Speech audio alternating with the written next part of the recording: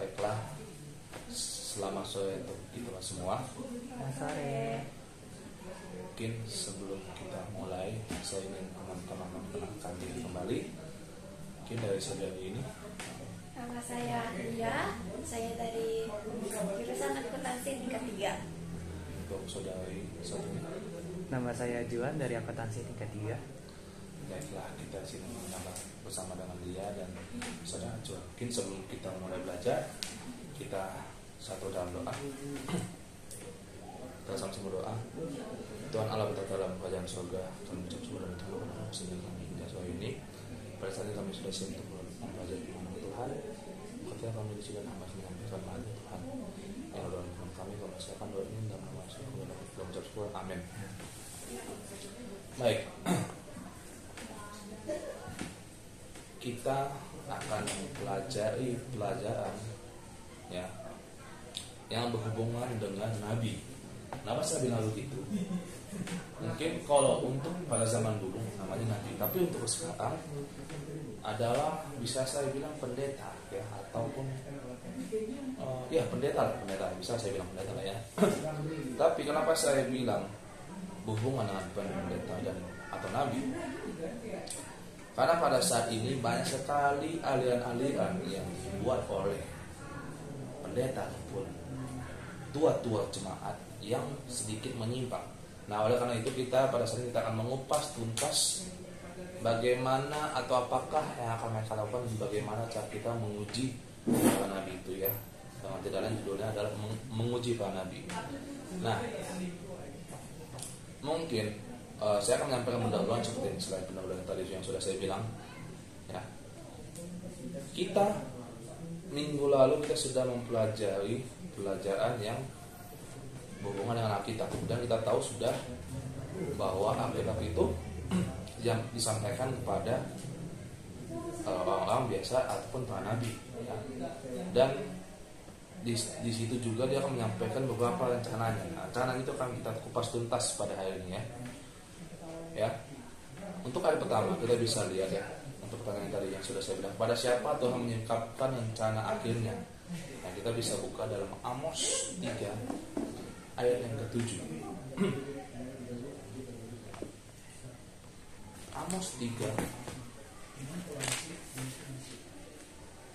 Amos 3 ayat 7. Sungguh Tuhan Allah tidak berbuat sesuatu tanpa menyatakan keputusannya kepada hamba-hambanya para nabi. Nah, kalau kita tadi sudah lihat ya, sungguh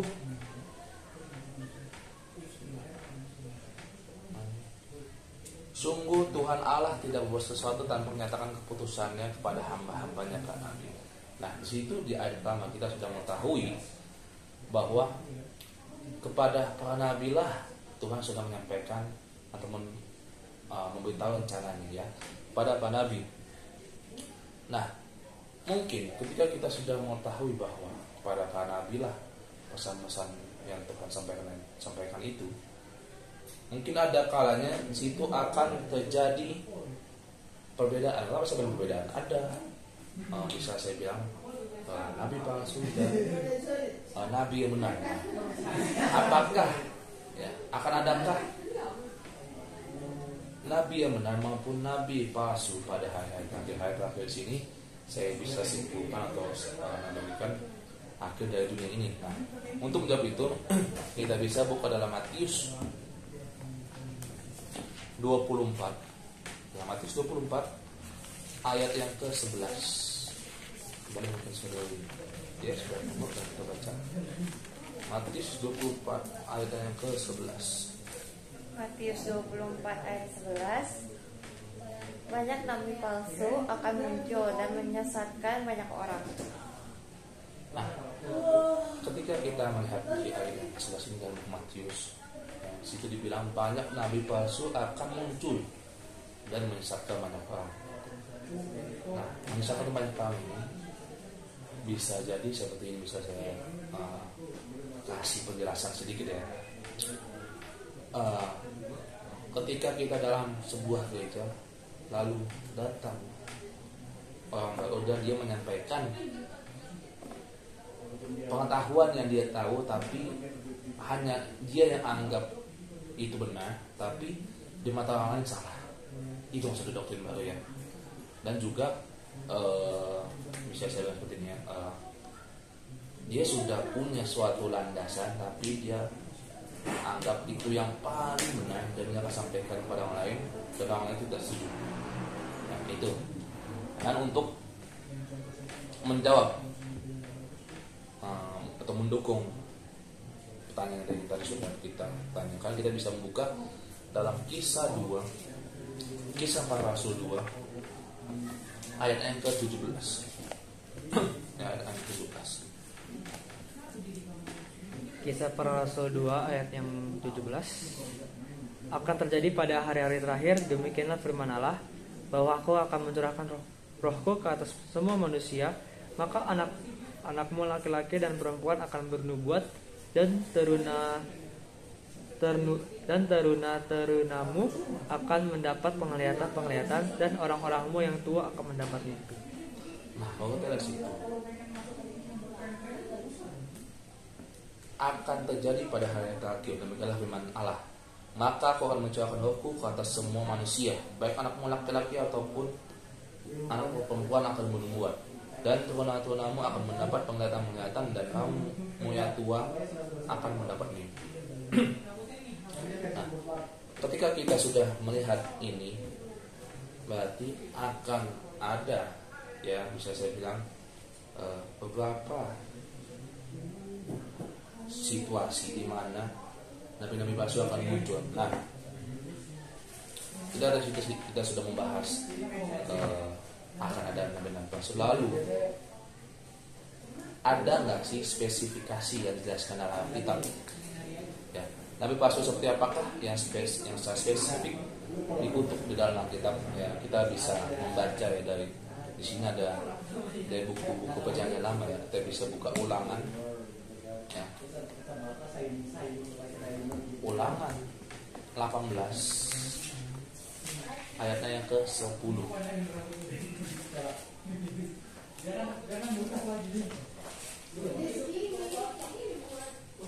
Boleh sudah dapatkan, kita bisa langsung baca. Ulangan 18 ayat 10. Di antaramu janganlah didapati seorang pun yang mempersembahkan anaknya laki-laki atau anaknya perempuan sebagai korban dalam api, ataupun seorang yang menjadi petenung, seorang peramal, seorang penelaah, seorang penyihir. Nah, kalau kita lihat situ, ayat yang pertama, seorang peramal nasib. Nah, mungkin untuk poin yang pertama ini ataupun spesifikasi yang dijelaskan dalam kitab ini adalah akan muncul, aku sudah muncul. Mungkin bisa saya bilang kita sudah melihat ya situ petenung maksud saya.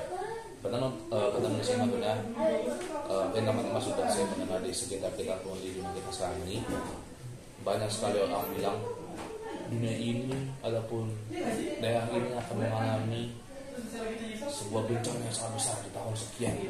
Saya sudah datang dari masa depan. Adapun kalau kita pernah mendengar ramal yang menggunakan batu ya itu saya juga udah tahu, tapi itulah yang dijelaskan Alkitab. Nah di situ yang masih di ayat yang sama, di situ ada kalimat seorang penelaah atau ahli nujum astrolog. Ya, penelaah di sini bisa saya bilang ya, mungkin teman-teman sudah mendengar zodiak, ya mengenai zodiak. Adapun yang berhubungan dengan bintang-bintang ya, dengan astrologi. Ya. Lalu masih di ayat yang sama, di situ sudah menjelaskan beberapa nabi-nabi palsu ya bisa saya bilang ya. Di situ ada seorang petenung ya, yang sudah saya bilang, tukang sulap atau tukang sihir. Nah di sini kita sudah melihat juga di lingkungan kita banyak sekali orang mengaku saya bisa membuat sebuah sulap. Nanti kamu tiba-tiba tidak akan ada di sini. Kamu bisa pindah ke sana, teleportasi, ataupun hal-hal lainnya. Ataupun sihir, misalnya saya bilang sihir. dia bisa mengeluarkan api dari mulutnya ataupun hal-hal lainnya yang bisa saya lihat, yang bisa kita lihat ya. Nah, dan juga pokoknya dandannya nih kita bisa lihat dalam itu ya, Ulangan 18 ayat 10 tadi. Nah, satu ayat lagi ingin saya sampaikan kepada teman-teman, kita bisa buka ya, Ulangan 18 ayat yang ke-9. Ayat sampai yang ke ayat yang ke-9. Ulangan 18 ayat 9. Apabila engkau sudah masuk ke negeri yang diberikan padamu oleh Tuhan Allahmu, maka janganlah engkau belajar berlaku sesuai dengan kekejian yang dilakukan bangsa-bangsa itu. Nah, Tuhan saja sudah bilang ya, mereka mengatakan bahwa semua yang melakukan hal-hal tersebut adalah suatu kekejian bagi Tuhan. Untuk alasan inilah orang Kristen seharusnya jangan pernah berhubungan dengan mereka. Nah, untuk statement yang sudah saya bacakan, sudah dijelaskan bahwa Tuhan pun tidak ingin kita melakukan hal itu ataupun bergabung dengan mereka ya, bisa saya bilang seperti itu, karena Tuhan tidak suka ya. Dan juga kalau kita melihat lagi ya, mungkin kalau kita sudah melihat hal-hal itu, mungkin kita bertanya, lalu bagaimana kita melihat bahwa itu benar ya, ataupun pertanyaan seperti ini, bagaimanakah cara Tuhan berbicara kepada seorang nabi yang benar ya. Itu bisa kita temukan jawabannya dalam buku Bilangan, dalam buku Bilangan yang ke-12.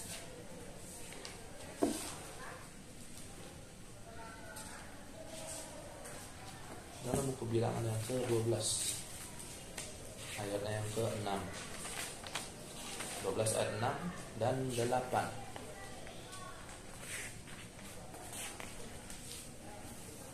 Mari saya dapat bacakan. Bilangan 12 ayat 6 dan 8.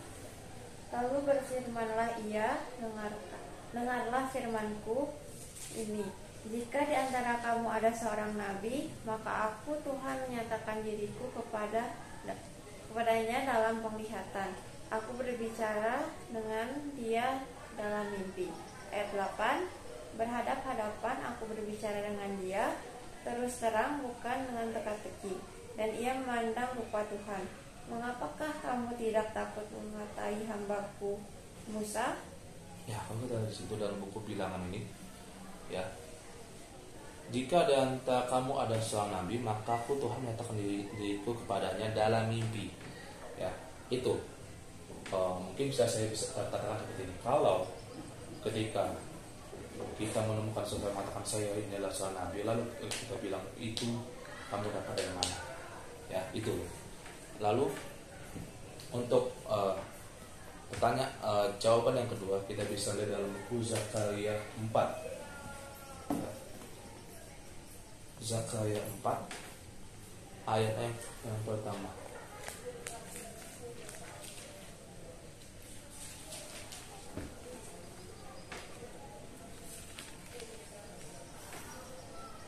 Zakaria 4 ayat yang pertama. Zakaria 4 ayat 1. Datanglah kembali malaikat yang berbicara dengan aku itu, lalu dibangunkannya aku seperti seorang yang dibangunkan dari tidurnya. Nah, itu ya. Nabi Zakaria bilang aja ketika dia mendapatkan penglihatan, dia sedang dalam keadaan tidur ya, lalu dibangunkan. Nah, itu cara Tuhan berbicara pada nabinya. Dan juga sini saya juga memiliki sebuah kutipan ya yang mendukung statement ini. Tuhan berbicara kepada para nabinya melalui penglihatan, mimpi, ataupun berhadapan muka dengan muka, dan melalui malaikat. Bola kristal, telapak tangan, ampas onteng atau penamaran bintang, dan mengaku dapat berbicara dengan arwah para mati bukanlah metode komunikasi Tuhan dengan seorang nabi. Ya, seperti itu yang kita sudah baca dalam buku Ulangan 18 tadi. Di situ ada beberapa jenis kegiatan yang dilakukan oleh pada saat itu bersama Tuhan. Juga mereka sudah mengatakan, oh kita akan melihat ataupun kamu nanti akan mengalami hal menjadi ini. Nah, tapi statement yang tadi sudah saya bacakan dan kutipan tadi yang sudah saya bacakan bahwa Tuhan tidak pernah menyampaikan sesuatu itu tanpa beritahukan terlebih dahulu. Misalkan ketika Tuhan ingin menyampaikan sesuatu, dia akan memberitahukan melalui mimpi ataupun hal-hal yang sakral lah, bisa saya bilang seperti itu ya.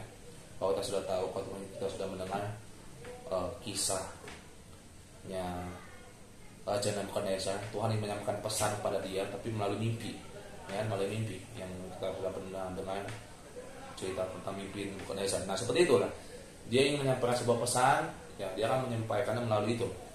Nah, lalu ketika kita sudah mendengarkan ataupun mengetahui akan ada seperti nabi-nabi palsu, lalu mungkin kalau kita sudah mendengar nabi sudah melakukan mukjizat, apakah mukjizat yang ketika dilakukan ataupun terjadi di depan mata kita, apakah itu mukjizat dari Tuhan ataupun tidak ya? Apakah mukjizat merupakan bukti yang pasti dari seorang nabi yang benar? Nah, kita bisa buka dalam buku Wahyu, kita bisa mendapatkan jawabannya dalam buku Wahyu 16. Wahyu 16 ayat yang ke-14.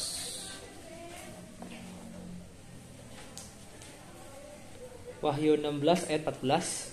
Itulah roh-roh setan yang mengadakan perbuatan-perbuatan ajaib, dan mereka pergi mendapatkan raja-raja di seluruh dunia untuk mengumpulkan mereka guna peperangan pada hari besar, yaitu hari Allah yang Maha Kuasa.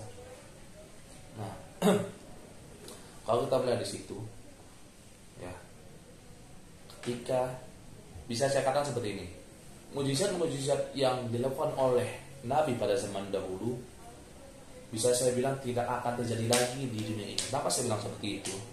Ya, di sini ada statement mencatat di sini.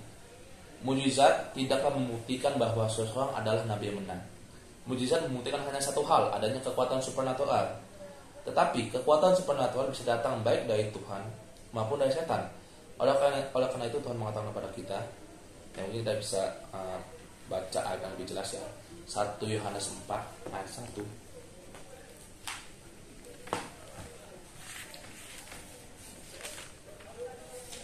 Ya, 1 Yohanes 4 ayat 1.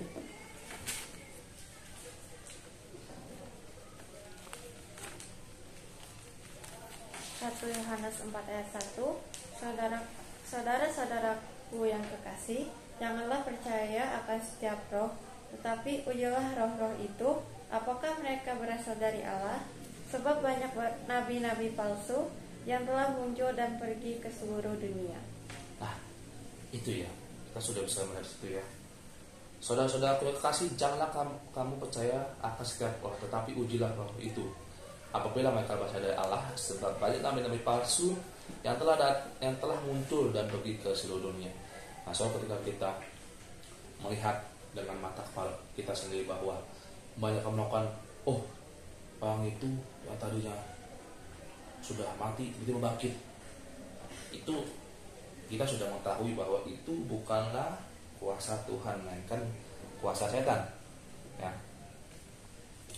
Nah, lalu mungkin untuk soal menguji nabi, kita bisa melakukan tes seperti ini ya, atau melakukan ujian yang paling penting dari seorang nabi. Nah, itu kita bisa temukan jawaban untuk tesnya itu di dalam buku Yesaya 8 ayat yang ke-20.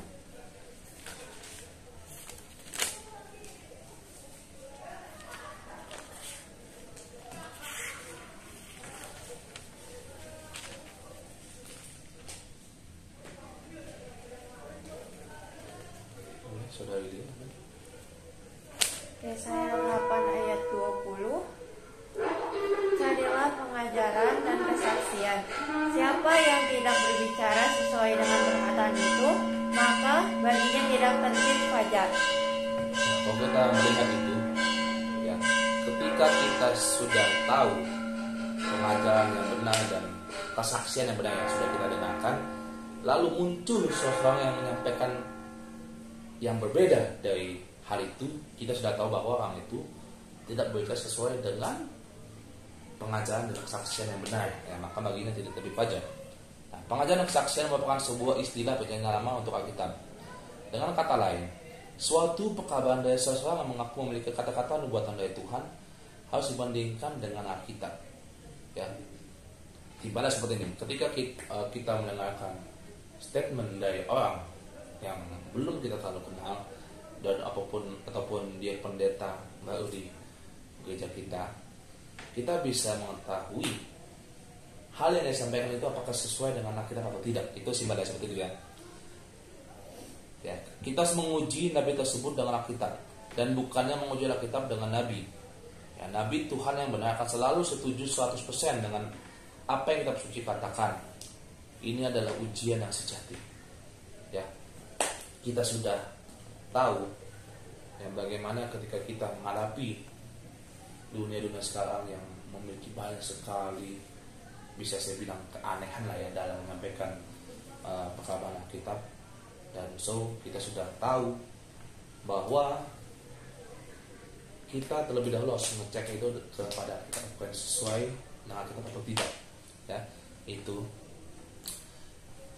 pelajaran kita pada hari ini. Saya harap ketika kita sedang mempelajari hal ini, kita bisa mendapatkan sebuah pemata-pemata yang baru kita temui, ya, dan kita pelajari. Untuk menutup pelajaran kita kembali berdoa. Kita sama-sama berdoa. Tuhan Allah bertata kerajaan surga, kami ucap syukur Tuhan karena kuasa minta kami hingga hari ini. Kami sudah belajar sedikit tentang firman Tuhan. Ketika kami sudah mempelajari firman ini, Kau bantu kami Tuhan untuk lebih memahami lagi Tuhan. Dan pada kami akan berpisah, ketika kami berpisah, Kau tetap melindungi teman-teman kami Tuhan. Kami serahkan doa ini dalam nama Yesus, kami sudah mengucap syukur. Amin.